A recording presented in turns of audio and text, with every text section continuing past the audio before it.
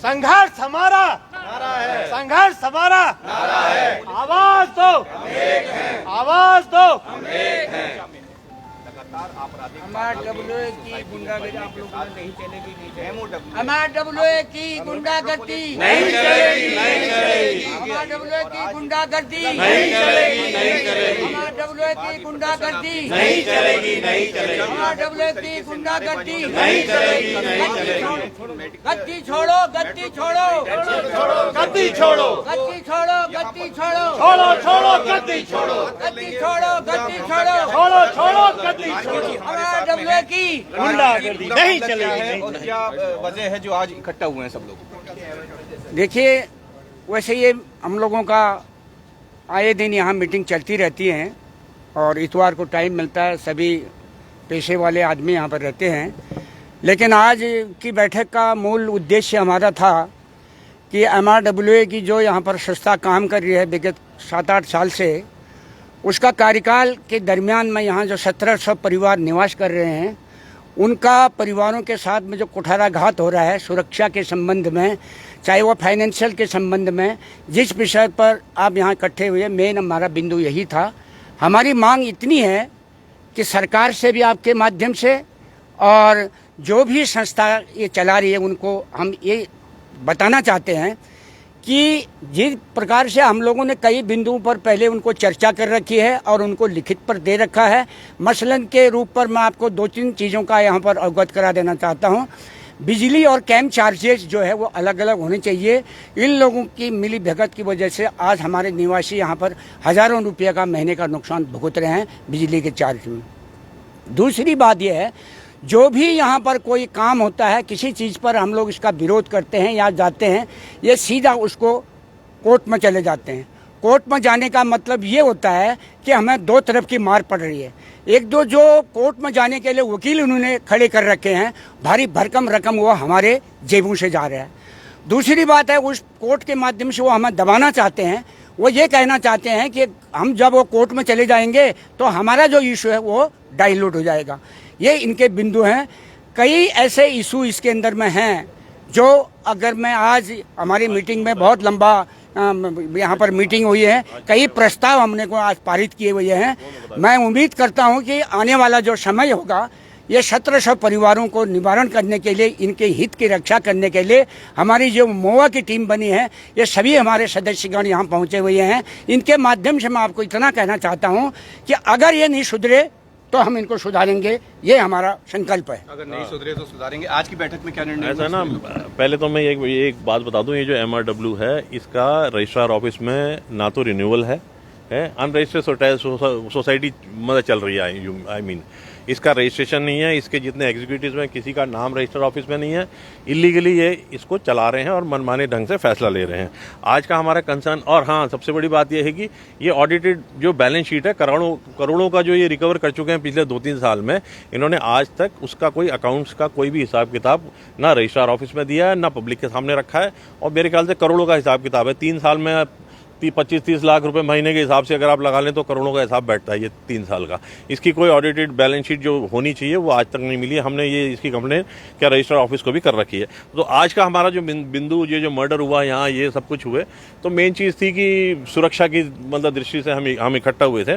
तो हमने ये डिसाइड किया है कि वाहनों में लगने वाले जो स्टिकर हैं, वो मारवा जब एग्जिस्टेंस में नहीं है तो उसके, देखो, हम स्टिकर लगाने से मना भी नहीं करेंगे क्योंकि ये सिक्योरिटी का मामला है, लेकिन हम मारवा के स्टिकर्स लगाने का हमारी बिल्कुल इच्छा नहीं है क्योंकि ये सोसाइटी एग्जिस्टेंस में नहीं है।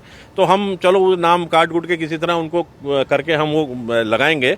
और एक ने प्रपोजल रखा RFID का। RFID के जो स्टिकर्स होते हैं, अगर सोसाइटी थोड़ा खर्चा कर ले तो ये बहुत अच्छी स्कीम है जो हमने आज मतलब डिसाइड करी है।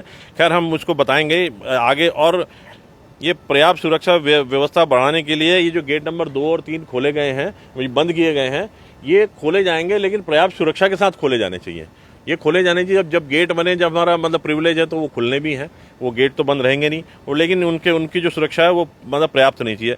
और ये जो PG हैं, मेस हैं, गेस्ट हाउस हैं, ये जो पूरी तरह व्यावसायिक ये जो मतलब कमर्शियल एक्टिविटीज़ हैं, हमने पूरा डिसाइड किया है। और वो भी चाहते हैं, हम भी चाहते हैं, हम विपक्ष में हैं चाहे जैसे बोल लो, हम भी चाहते हैं कि पूरी कमर्शियल एक्टिविटीज़ बंद होनी चाहिए। कमर्शियल एक्टिविटीज़ बंद होने के लिए सबने पुरजोर से इसका स्वागत किया है। क्या रेंट एग्रीमेंट में आवास में रहने वालों के नाम अंकित होने चाहिए। और हाँ, एक और बात आई थी कि जो यहाँ जो गाड़ियाँ खड़ी रहती हैं, सालों सालों से खड़ी हुई गाड़ियाँ हैं जिस पे कोई ध्यान नहीं देता है, कोई क्रिमिनल आके खड़ी कर देता है, कोई क्या कर देता है, इस सब पे प्रशासन से कह के वो भी हटनी चाहिए गाड़ियाँ। पता नहीं किस क्रिमिनल की हैं, किस उद्देश्य से रखी हैं, है ना। और ये जो आजकल सोसाइटी ऑफिस में एक जगह प्रबंधन है, एक जगह शिकायतें हैं, बड़ा मतलब कोई सिस्टम ढंग से चल नहीं रहा है यहाँ पर। तो हम प्रशासन के पास भी जाएंगे, ये सब चीज़ें रिपोर्ट करेंगे। आज के हमारी बैठक का मुद्दा यही था और हम कोर्ट में हर तरह से केस MRY के खिलाफ लड़ रहे हैं। हमें पूरी उम्मीद है हमें सफलता मिलेगी और ये नहीं तो हम एजिटेशन के लिए भी तैयार हैं। जैसे कार्की जी ने बताया, हम एक बड़ा एजिटेशन भी करेंगे और इसको भी हम इनको हटाने की कोशिश करेंगे। और एक बड़ी बात यह है कि आपकी जो सोसाइटी है उसका नाम मेट्रोपोलिस ऑनर्स वेलफेयर सोसाइटी है, लेकिन यहाँ पे ऑनर तो दिखाई नहीं देते, सब किराएदार भर गए। नहीं, यहाँ पर मोस्टली ऑनर्स हैं, कुछ हैं ऐसे जिन लोगों ने रेंट पे दे रखी हैं सारी चीज़ें। देखिए, मोवा बनाने का पर्पज़ क्या था वो मैं आपको थोड़ा सा बताऊँ। हम काफ़ी दिनों से MRW के पास जा रहे थे। हम कह रहे थे कि भाई आप हमें हिसाब दीजिए। बेसिक केवल आप देखेंगे तो केवल फाइनेंशियली मैटर्स नहीं है, ये बहुत सारे डिपार्टमेंट भी इन्वॉल्व हैं। सरकारी धन का भी बहुत दुरुपयोग हो रहा है। आप देखेंगे कि हमारी ग्रीन बेल्ट जो थी, सबसे बड़ा मैटर है कि हमारा ग्रीन बेल्ट कितनी एनक्रोच है। अगर आप देखेंगे, सिडकुल ने भी एडमिट किया, सीडा ने भी एडमिट किया कि हमारी ग्रीन बेल्ट एनक्रोच हुई। लेकिन जब ये ग्रीन बेल्ट एनक्रोच हो रही थी तब सीडा और सिडकुल के सारे ऑफिसर्स यहीं पर ही रहते थे, उनके सामने सारी ग्रीन बेल्ट एनक्रोच हुई। आप हमारा ओरिजिनल मैप उठा के देखिए, ओरिजिनल मैप और आज की डेट में जो मैप है उसमें अप्रॉक्सीमेट कम से कम झूठ ना बुलाएं तो कम से कम 14,000 square metre green belt encroach हुई है with the permission of SIDCUL. लेकिन हम लोगों के रेजिडेंट से किसी से पूछा भी नहीं गया कि ग्रीन बेल्ट होती गई। इन्होंने 14 बार मैप अमेंड करे बिल्डर ने। उसके बाद क्या हुआ, चलिए हम उसको भी लेकर चलते। लास्ट जो अप्रूव्ड मैप है उसके अंदर 34,000 स्क्वायर मीटर का ग्रीन बेल्ट है और आज की डेट में जो ग्रीन बेल्ट सिडकुल ने नापी, सिडकुल की स्टेटस रिपोर्ट के हिसाब से आज की डेट में 28,000 स्क्वायर मीटर ग्रीन बेल्ट है। इट मीन्स 6,000 स्क्वायर मीटर की ग्रीन बेल्ट आज की डेट में एनक्रोज्ड है। सिडकुल को भी पता है, सीडा को भी पता है, लेकिन आज तक किसी ने भी कोई एक्शन नहीं लिया। क्यों सारी चीज़ नहीं लिया? नंबर 1 के पास जो प्लाट वगैरह बेचे गए थे उसमें बीच में जो है कई तरह की जो है शिकायतें और तमाम सारी चीज़ें गई थी, बावजूद उसके अब तक जो है वहाँ पर कई प्लाटों की रजिस्ट्री भी हो चुकी है, जबकि उस पर रोक भी लग चुकी है। क्या कहेंगे? देखिए, इसमें तो कहीं ना कहीं जो सोसाइटी थी उस पर आरोप भी लगे थे कि उनकी मिलीभगत से पूरा खेल खेला गया। देखिए, जो पूर्व की सोसाइटी थी या जो, देखिए इसमें केवल सोसाइटी नहीं है, इसमें सिडकुल, सीडा, ये सब लोग कहीं ना कहीं इनकी भूमिका भी संदिग्ध होती जा रही है। आप देखिए कि सिडकुल का नहीं, सिडकुल की विरोध करने से, क्योंकि हम कितने समय से बोल रहे हैं सिडकुल से, रेगुलरली बोल रहे हैं, हम रेगुलरली बोल रहे हैं। सिडकुल को सारा पता है, ऐसा नहीं सिडकुल को नहीं पता, ऊपर तक पता है। सिडकुल के कम से कम 100 करोड़ से भी ऊपर का तो ड्यूज है बिल्डर के ऊपर, क्यों नहीं रिकवर किया? 2006 या 7 से इनका अलॉटमेंट है, तब से क्यों रिकवर नहीं किया? कितनी पेनल्टी इम्पोज होनी थी, क्यों नहीं रिकवर करी? यहाँ से अपना पैसा उससे रिकवर नहीं किया गया, अपना पैसा रिकवर नहीं किया गया। यहाँ की रजिस्ट्री बंद कर दी। यहाँ की रजिस्ट्री बंद करने से किसको नुकसान हो रहा है? इससे नुकसान तो सिर्फ गवर्नमेंट को ही हो रहा है, रजिस्ट्री नहीं हो रही। बिल्डर तो बार बार एक फ्लैट लिया, दूसरा उसने ट्रांसफर कर दिया, ट्रांसफर लेकर करते जा रहा है। स्टैम्प ड्यूटी का लॉस हो रहा है, नहीं हो रहा? करोड़ों रुपए का स्टैम्प ड्यूटी का लॉस हो रहा है। एक फ्लैट 4-4, 5 बार बिक गया और 5 बार बिका, इट मीन्स कितनी स्टैम्प ड्यूटी का लॉस हुआ? एक चीज़ ये बताइए, एक फ्लैट में 10-10 लड़के सिडकुल के ले रहे हैं और पिछले दिनों एक बड़ा खुलासा भी हुआ गैंग का, जो कि फर्जी डिग्री बना रहा था। ऐसे फ्लैट्स के खिलाफ क्या कार्रवाई हो रही है, उनके ऑनर के खिलाफ? देखिए, ये सब चीज़ें जो है MRWA की नॉलेज में है, जो यहाँ पर व्यवस्था को देख रही है। हमने उसके ऊपर भी चैलेंज किया। MRWA जो थी पूरी तरीके से अवैध संस्था है, ये बिल्डर के इशारों पे काम करती है और बिल्डर को इसने कम से कम करोड़ों रुपए का लॉस पहुँचाया है। हमारी सारी एप्लीकेशंस कोर्ट में भी लगी हुई हैं, सारी चीज़ें लगी हुई हैं। ये प्रोजेक्ट भी इनकम्प्लीट है।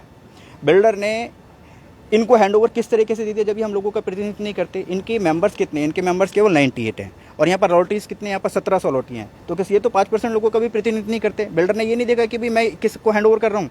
MRWA जो कि केवल 98 लोगों की लोग है, 1700 लोगों का प्रतिनिधित्व नहीं करती, उसको हैंडओवर कैसे कर दिया?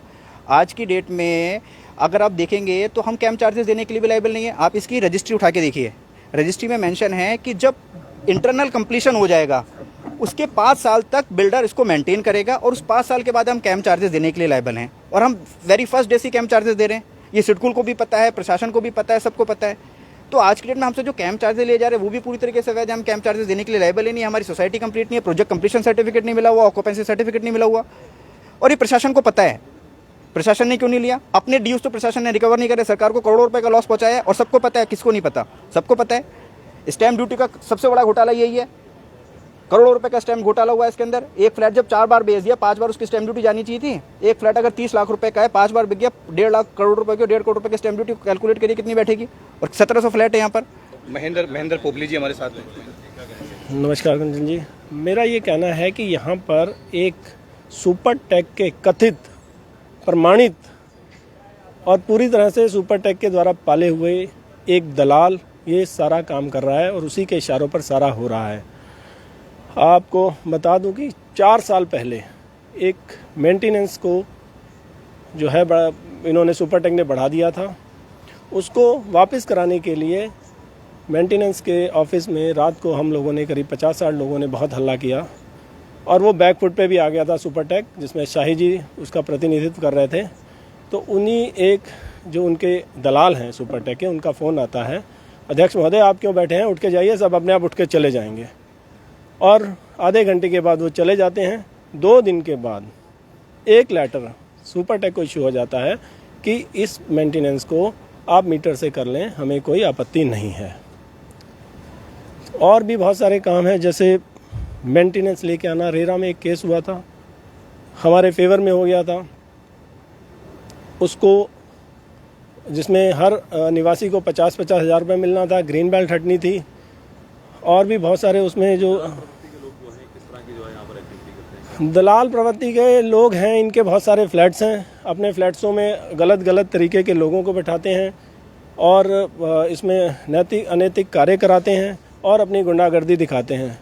अगर कोई इनके खिलाफ बोलता है तो उन पर हाथापाई करते हैं और मुकदमे चलाते हैं और एक डर का माहौल बना हुआ है। कैसा मोर्चा खोलेंगे आप लोग? हम लोग मोर्चा नहीं, हम न्याय के साथ चलेंगे और जो इन्होंने जो ये लूट मसोट और ये सारे उल्टे काम किए हुए हैं, ये निवासियों को, आम जनता को आप लोगों के माध्यम से और कानून के माध्यम से लाएंगे।